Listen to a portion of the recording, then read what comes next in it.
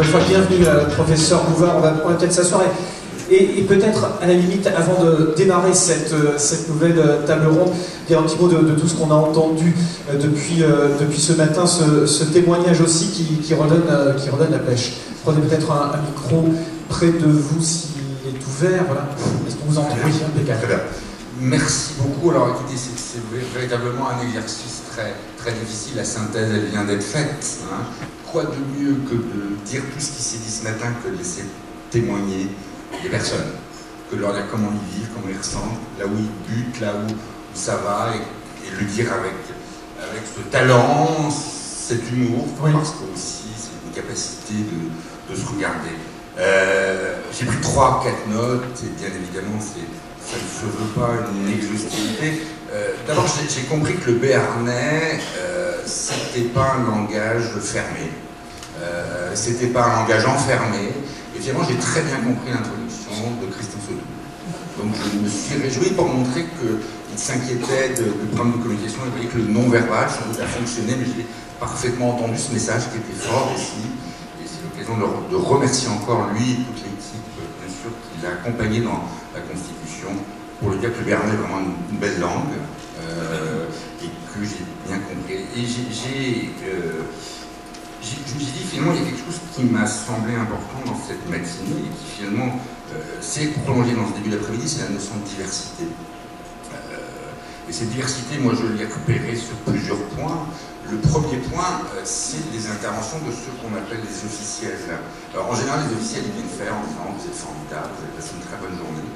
Je crois que les enjeux aujourd'hui, dans le champ de la politique de l'autisme, dans le champ de l'accompagnement, dans le champ de l'opéra, du diagnostic, c'est pas seulement d'avoir des discours officiels, c'est pas seulement d'avoir des discours en face de nous, c'est d'avoir des gens impliqués. Et on a parlé de la politique au bon sens du terme, donc un mauvais, mais en tout cas, de celui de la cité, de la chose dans laquelle le citoyen doit se retrouver.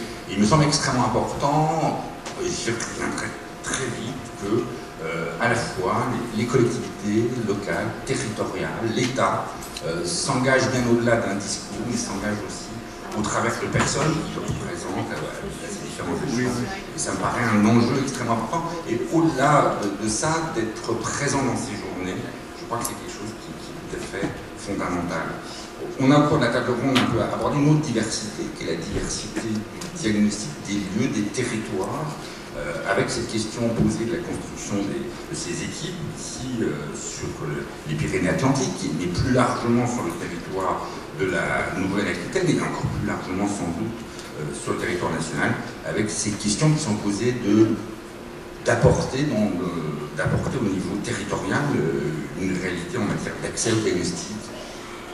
Mais on a tout de suite entendu que l'accès au diagnostic, dans la complexité des diagnostics, c'est rien s'il n'y a pas derrière un projet d'accompagnement. Le diagnostic, c'est une chose, le bilan fonctionnel, c'est une chose, mais on voit bien que la notion d'accompagnement derrière est une entité et une question qui se posera, et je profite de la présence de nos collègues et amis de l'éducation nationale pour dire que les UAM, c'est bien, mais il faut derrière.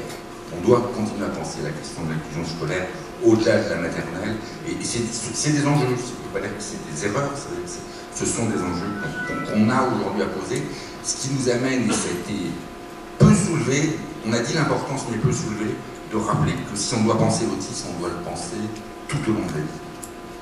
Aujourd'hui, travailler avec un enfant, même quand il a 3-4 ans, au moment où le diagnostic vient de tomber, pour les professionnels, pour les parents, pour l'ensemble des gens qui vont l'accompagner, c'est de se mettre dans une projection à 10 ans. Penser à un enfant aujourd'hui, c'est penser dans 10 ans, c'est-à-dire de travailler non seulement ce qu'il est aujourd'hui, ce qu'on va mettre en place aujourd'hui, mais ce qui sera en place, et commencer à travailler ces grandes étapes de sa vie, avec des moments qui sont des moments charnières, dont on parle peu, me semble-t-il, mais qui seront des choses à travailler. L'adolescence. Qu'est-ce que c'est que l'adolescence quand on est une personne avec autisme? Qu'est-ce que c'est que la sexualité quand on est une personne avec autisme? Qu'est-ce que c'est que les relations avec les autres quand on passe dans des situations? Ces enjeux-là sont importants. On a évoqué aujourd'hui une situation qui est strictement désertique, pas comme le verbe, qui ne l'est pas. C'est la situation des adultes. Il y a encore aujourd'hui, bien évidemment, un enjeu extrêmement majeur. Et puis, on est passé, et j'ai trouvé que ce lien était tout à fait, à la fois cohérent, pertinent, mais on y passait aisément sur aujourd'hui, une note qui est quand même une note d'espoir que nous a apporté Bernard Projet, au travers de l'idée qu'il y a des nouvelles modalités d'intervention. Alors, nouvelles modalités, le nouveau va être mis entre guillemets, mais il y a aujourd'hui des modalités d'intervention qui sont proposées et qui vont s'appuyer sur des connaissances, donc des connaissances qui apparaissent très bizarres, la plasticité cérébrale, la sensorialité, etc. Tout ça apparaît au départ comme des entités un peu bizarres. On s'aperçoit que derrière, il y a des stratégies qui sont mises en place.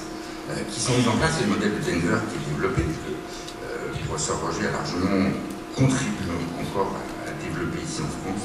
Et aujourd'hui, un des exemples, il y en aura d'autres derrière, pour montrer que la connaissance scientifique, elle trouve aussi ses bases dans des interventions thérapeutiques. C'est ça qu'on a envie de faire. Alors, je dis nouvelle parce que j'ai mis un guillemet. Nouvelle, ça fait Sally Rogers, Geraldine Dawson, le Denver, ça a 15 ans, 20 ans. Je parle sous contrôle. Pourquoi en Europe on a encore du mal? Il y a les moyens, bien sûr. Peut-être qu'effectivement aujourd'hui on n'a pas toujours très envie d'imiter tout ce qui se passe en Amérique du Nord, mais il est clair qu'aujourd'hui une des questions qui est posée, c'est on ne va pas recommencer comme avec Lutich, comme avec Schopler, où il a fallu 30 ans pour que des modèles qui étaient déjà mis en place en Caroline du Nord commencent à prendre pied dans le continent. Là, je crois qu'il y a un vrai travail à faire. On parlait de l'échange transatlantique, on n'échangera pas tout, mais au moins les stratégies d'intervention, ça je crois qu'il y a une effort à faire. Moi j'ai trouvé bien évidemment passionnant l'intervention de Geneviève Massé, parce que j'aime beaucoup Geneviève, c'est pas que pour ça que j'ai trouvé ça intéressant, c'est aussi parce que c'est comment on se pose la question d'une organisation territoriale. Je rassure notre animateur de cet après-midi pour dire que j'en ai fini, parce qu'aujourd'hui c'est des vraies questions, comment au niveau d'un territoire, comment on peut réfléchir sur des modalités d'organisation. L'exemple de Limoges, et du Limousin, et de la Haute-Vienne peut-être, nous montre comment aussi on peut réfléchir avec un modèle qui aujourd'hui allie la question du diagnostic et du soin, mais dont on voit bien que l'idée c'est comment pouvoir étendre, faut-il répliquer, mais la réplication est-elle possible quand on est dans un bassin de population différent, où il y a plus d'êtres humains que de ruminants, mais ça dit ça Geneviève, c'était pour le plateau de Mille-Vaches. Donc, c'est une des questions qui est quand même posée, c'est est-ce qu'on peut répliquer ces modèles-là dans d'autres bassins de population, dans d'autres contextes géographiques? C'est une vraie question, mais il y a une vraie chose. Je terminerai peut-être 2 mots. Je crois qu'il y a un autre mot qui lie tout ça, c'est le mot de formation, c'est le mot de sensibilisation. Ces actions de sensibilisation, elles doivent pas s'adresser qu'aux professionnels et qu'aux parents, ou de formation. Il faut former aussi. On l'a fait, Dominique Lagrange le sait, puisqu'il a été un des acteurs de ça, les MDPH, parce qu'ils sont des acteurs des décisions en matière de compensation. Il faut former nos politiques, il faut former les directions départementales. On a eu la chance de pouvoir le faire au niveau de l'ARS. Il faut sensibiliser les acteurs qui sont des acteurs décideurs. Il faut former, je crois, les conseils départementaux. Il faut former les conseils municipaux. Il faut les sensibiliser parce que ce sont les acteurs qui vont, eux, décider de comment, dans la cité, dans la ville, les loisirs, la piscine, des enjeux qui sont extrêmement importants. Cet enjeu de la formation qui va bien au-delà de la question assez.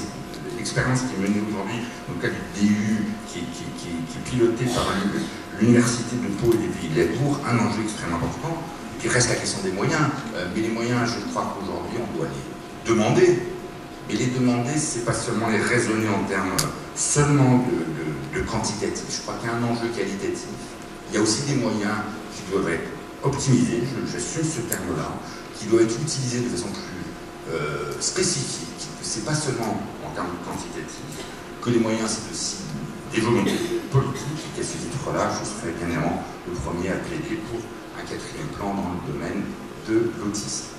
Au niveau de la formation, notamment, professeur, vous diriez que c'est vraiment la priorité, s'il y avait une priorité à donner là maintenant? C'est un enjeu, je crois, fondamental, majeur. Il y a une demande, il y a une réalité aujourd'hui dans les structures, d'un existant, avec des professionnels. On l'a vu au niveau de l'éducation nationale, la sensibilisation de ces acteurs pour mettre en œuvre des textes, qui sont des textes sur l'inclusion scolaire, former, sensibiliser, permettre que l'accueil se fasse mieux, former nos AVS pour que cette inclusion scolaire, c'est pas forcément d'énormes moyens, c'est juste une question de bon sens. Et de volonté.